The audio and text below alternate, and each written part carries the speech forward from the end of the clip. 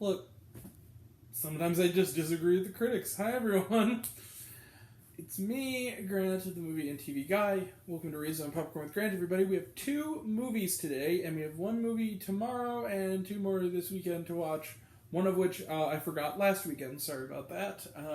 I forgot it came out, honestly. But let's start with a movie that was so rad.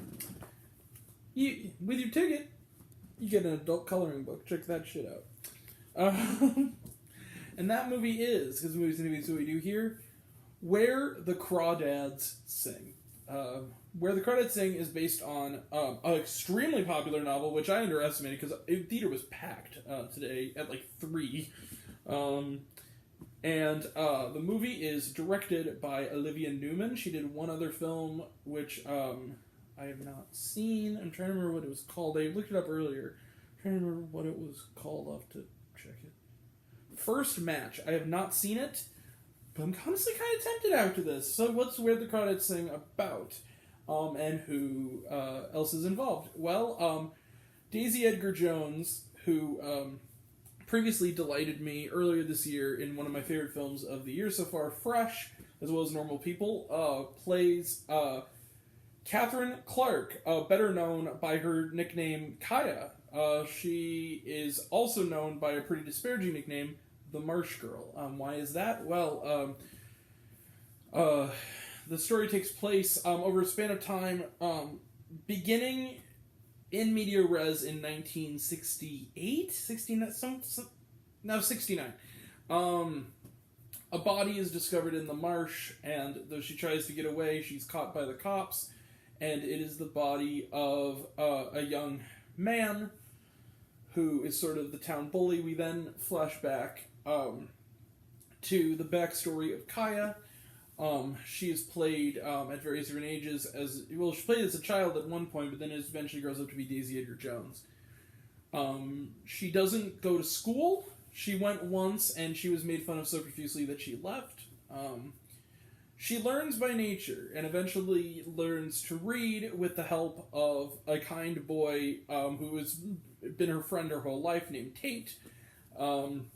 Which she's going to need Tate, because she has a horrible, brutish, abusive drunk for a father, and a mother who, at one point, not being able to take the abuse anymore, walked out on her own kids, and eventually most of the kids, with the exception of Kaya, went along with her when they could, leaving little Kaya behind. And eventually, she grows up, and she becomes a wonderful artist. She begins to draw the various wildlife. She's a naturalist. She likes observing all the wonderful creatures and drawing them beautifully in her sketchbook. We also discover who the dead man is. He is another young man who, after Tate betrays her, becomes sort of a potential new love interest. But the question is, all the way along on this journey, she's fighting for her life. They are going to use the death penalty on her with the help of a kindly lawyer played by David Strathairn, who's always great. She has to fight for her life. But the question is, did she kill this young man? And if so, did she have a good reason to? That's the bigger question. Let the Southern Fried, but very good soap opera antics begin. So, Where the Crawdads Sing is a rarity because it's a movie, well, let's be honest, it's not that rare. Where a tomato meter score is obscenely low. Last time I checked, it was at something like 28% or something. And Grant not only kind of likes it, he kind of loves it. I really like this movie. And yes, it's cliched. Yes, it's a courtroom movie where every minor detail makes people go, gasp, for my word. But here are some things that really help it along. First off, everyone's good here for the most part. However, Daisy Edgar Jones is just beguiling. She's great. Where did this young woman come from? She's been in one other movie and a pretty good TV show. I have not watched Under the Banner of Heaven, though. I do want to check that out, but I heard she's in that, too. But, she's quickly becoming one of my new favorite actresses, and she's so good here. There are scenes that she has to play. She has to play someone who's gone through more hell than the average person could ever imagine before she reaches adulthood. she's a town pariah, basically, just by existing. You know, like I mentioned, she was abandoned by her mother and brothers and sisters. Her father was an abusive ass. And eventually she forms a relationship that with the dead guy, which turns out to be not great either. In fact, he's such a monster that I honestly was kind of rooting for... Well, I don't want to go any further, but basically what I'm saying is he was like Bryce Walker, where it's like, like when 30 Reasons Why I did that whole season about who killed Bryce Walker, it's like, first question is, who cares? He's just a bad dude. But anyway, but she has to play all these scenes really, really, really in a way that is still subtle and vulnerable and not too big, and she does it amazingly. She's just amazing. Just really great. It's cliched all the way down to even the only two characters of color being essentially only there to be sort of surrogate, kindly adult figures for the young girl, which, yeah, that's a can of worms I'm going to try to open, but it's not ideal. But, regardless of this, sometimes a movie just casts its spell on you guys. Where the Crawdads Sing, I was invested. It was like a good book. I really was. I could see why this really sold well as a novel, because it really, really, really comes to life. It's an interesting story. I was hooked from beginning to end. And there were moments where I actually audibly, first off, cried. Second off, cheered at one point. Like, yeah, but I should have turned to the woman next to me and go, I'm sorry. She was like, that's okay, because it was like totally involuntary. Yeah, I really dug this movie. I don't see audience clapped afterwards, and let's put it this way. The last time an audience full of middle-aged women clapped at a movie in my theater, it was Redeeming Love. Compared to that bullshit, this is Terms of Endearment. Just, why are we even still here?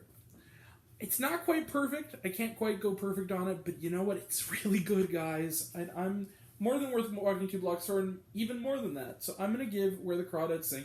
Let's end it right there. I'm going to give Where the Crawdads Sing 4.5 out of 5 stars. Right there. I know, I'm probably going to be in a very small camp, but I really did. I was under this movie spell, guys. I'm not going to sit here and lie to you and tell you when a movie works on someone, it just works. And Where the Crawdads Sing worked on me. So, yeah, that's... I'm looking forward to seeing what Olivia Newman does next. All right. Alright, and that's it. Trailer trash.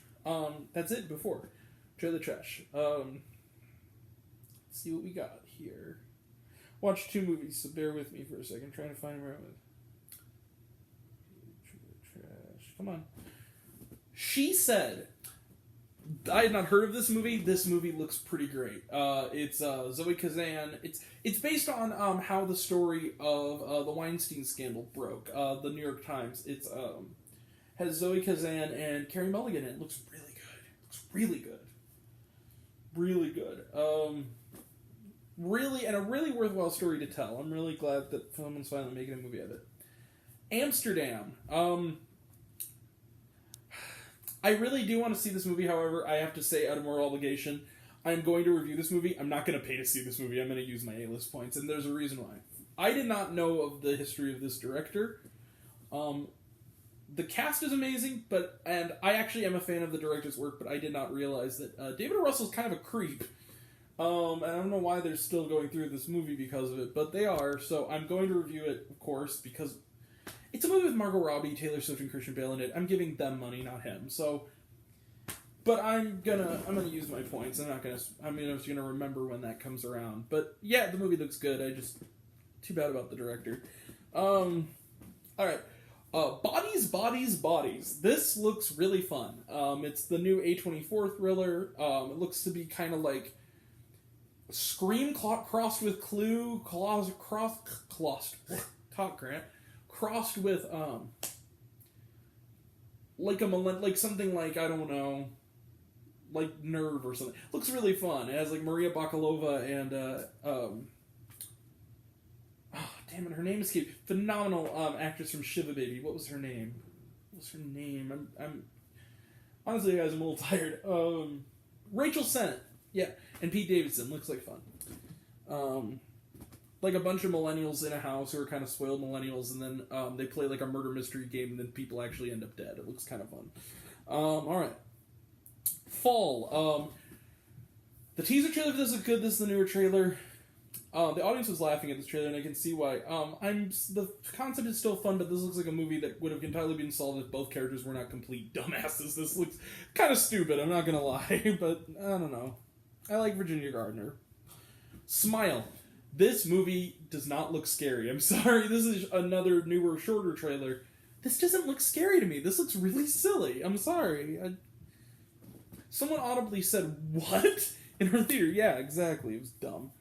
On the other hand, however, don't worry, darling. I can't wait for this. I am getting sick of the trailer, though. The Return of Tanya Tucker. This is a documentary, very short trailer. I couldn't quite get a read on it. It's a song about a country singer. Looks good, though. And the last one is another one I haven't heard of, The Woman King. This looks kind of badass. It's Viola Davis, and I guess based on a true story. I think it's about a warrior queen in Uganda, I believe, and she has to fight off like an enemy tribe. Looks really badass. Like the action looks really fun, and Viola Davis is a trump card. She's good in everything. All right, yeah, that's for the next movie. And then was there shawarma? Yeah, kind of. They show some of the drawings throughout the trailer of by Kaya. Nothing after though. Okay, we will be back next with Paws of Fury: Legend of Hank. That's the other movie I saw today. We'll also be back tomorrow for a review of Mrs. Harris Goes to Paris. We'll also have reviews coming up this weekend. A little bit late, but we'll have a review for the Sea Beast. I've heard it's great. I didn't even hear it until this weekend. Sorry. And then Persuasion, which sadly I hear is not very good, but we're still going to check it out. I like Jane Austen. All right. And we will, that'll all be next time, and until next time, I'm Grant, the movie and TV guy. I see it all, and I'm happy to share it with you. I love you all. I appreciate you all.